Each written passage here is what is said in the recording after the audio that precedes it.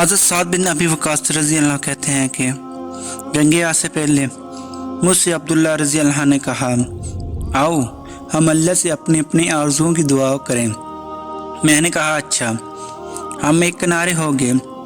پہلے میں نے دعا کی، الہی جب کل میرا دشمن سے مقابلہ ہو تو میرا مقابلہ ایسے شخص سے ہو جو حملے میں بھی سخت اور مدافعت میں بھی پورا ہو، وہ اور میں لڑیں، میرا لڑنا تیرے لیے ہو، مجھے فتح ہو، میں اسے قتل کر دوں، اس کا سامان لے لوں۔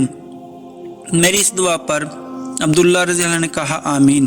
پھر عبداللہ رضی اللہ نے اپنے لیے دعا فرمائی، الہی کل ایسے مرد سے جوڑ ہو جو حملہ اور مدافعت میں کامل ہو، ہم دونوں لڑیں، میرا لڑنا تیری راہ میں ہو، مجھے وہ قتل کر ڈالے، میری ناک اور کان کاٹ ڈالے۔ پھر جب میں تیرے سامنے حاضر ہوں تو دریافت فرمایا جائے کہ عبداللہ تیری ناک اور کان کیوں کاٹے گئے؟